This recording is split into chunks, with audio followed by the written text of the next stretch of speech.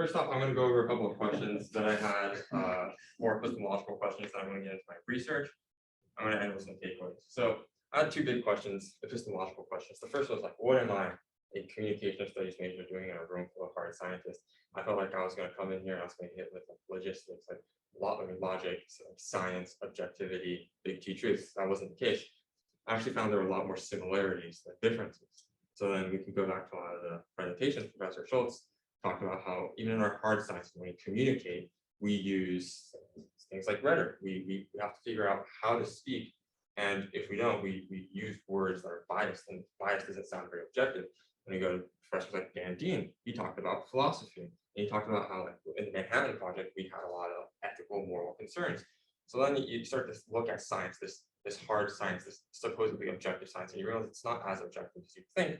And this goes both ways. In my social science communication studies work, I found that I use coding books. Like I have to like follow a certain systematic way of coding. It's not just feelings, right? And like you go to like UCLA, they do studies. They'll look at like how many inches your eyes dilate after you lie and how many seconds it takes. It's not just it moves a little bit, a lot. So there's a lot of similarities there as well.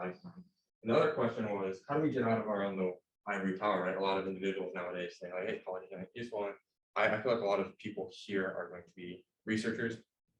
I don't know, but if we do research, how is it applicable? And I looked to Professor Dean, right? He talked about how in business, it's important to know what your results are, those expected results and unexpected results. And then you have to learn, right? Are they using this terminology? So what's or what fors? So what's don't mean anything, they don't help anybody. And then what fors are helpful. And then so whenever I do my research now, I look for how is this going to benefit society? Is it a what for or so what? And I think that's how I can get past this ivory tower kind of perception of research. Now, I did a lot of research studies, just some of them right here. Axiology of Bushido through Iwakuri. Bushido is kind of like a samurai code, and it's still used in Japan. And so I'm half Japanese, so I was interested in that. And that what for is now getting within the realm of communication, other cultures within there. And I did two on invitational rhetoric, often within politics, political conversations. There tends to be this concept of like we can't talk to each other to construct the world. It's always combative.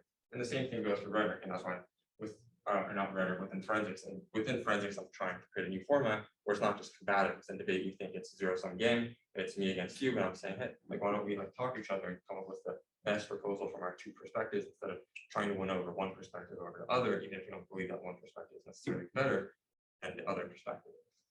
Now, one study I will showcase is agency and movie posters. So just going to Professor Meyer did here. So I did agency and movie posters looking at gender inequality within movie posters using a bias called spatial agency bias. So it states that people with agency are perceived as being on the left-hand side. Those are on the right-hand side don't have as much agency. So I told Professor Meyer to do a stick figure scene of Billy throwing a ball to Bob. Billy is the one, he's the agent, he's the one who's throwing the ball, he's on the left-hand side, and this is what tends to happen. Even in passive sentences, like there's literature on sexual assault victims, if the sexual assault victim is vice versa, sexual assault victim got assaulted by this person, it tends to be that the sexual assault victim is blamed more often. Whereas if you put the sexual assault victim last and you put the person who did the assaulting first, it seems to be that person who assaulted was responsible. So it's whoever comes first, whoever's on the left-hand side, tends to have that agency. And that's based off your writing. So then you look at cultures like Arabic and Hebrew, they write from right to left. In those cultures, it's those on the right who tend to have those agencies. And so they've done a lot of studies on these, and it's come back as statistically significant. Within my study of movie posters, you can see that men tend to be on the left more than women. Women tend to be more on the right, which is also the genocide. And the results were statistically significant. However, these are by the way the top 3 grossing movie posters in the U.S. But the method I used and the reason I wanted to be transparent with my method, again, Professor Schultz always talks about methodology, being transparent here, is because very often we have to come up with systems of figuring out whether people are on the left or right. And I centered these lines. I didn't put these lines randomly, but these were centered using software. And so you could look and it's like, how do you determine who's on the left or on the right?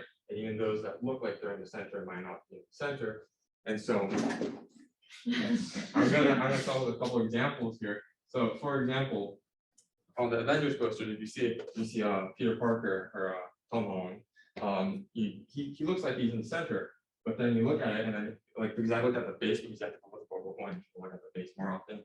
He is actually on the right, and then so like it's like what are we actually trying to get at? Are we trying to see who's actually on the right or who's on the left, or are we trying to actually get at like what people perceive? And ultimately we're trying to get at what people perceive, but I have to use these objective measures, and so this works this way, and then also within the avatar, person's on the left, but I don't know necessarily like who is that, and I use movie like the context of the movie, and I was able to figure that out. But there's other ones where it's difficult to figure out. So I bring this up example because the Joker seems like he's in the middle. I coded him as being a male on the left, and so in that way, you know you have to understand the methodology used and how it's coded.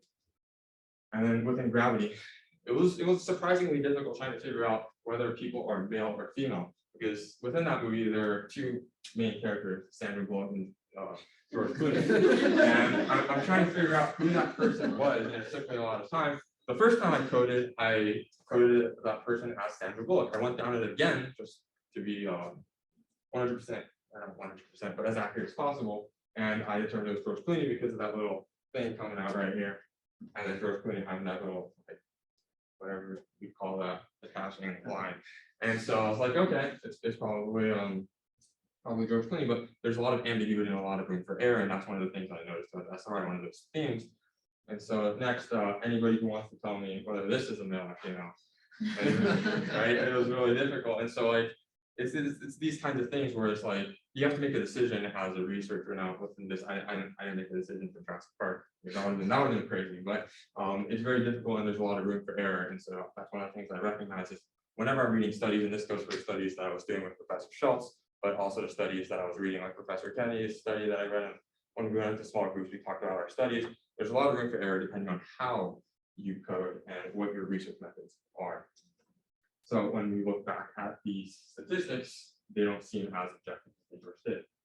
Some of the takeaways now for myself through the SRI program, the Communication Studies Department, and SRI as a whole included common notes and conferences. So Professor Schultz showed me common notes, which is a daily email blast talking about calls for papers. I was already able to submit one paper because of this, and I have two more that I'm planning on submitting because of these calls for papers. And at conferences, I'm already going to a New Orleans conference for the NCA, and I'm going to be learning about the cutting edge of research there. And then another thing that I wanted to do was review research methods, and I was able to talk to Professor Hatlin, who's actually here a couple of times with Professor Schultz, and he's teaching communication research methods, and I was able to become a TA for him because I was here during the SRI program, and that allowed me an opportunity to network with him.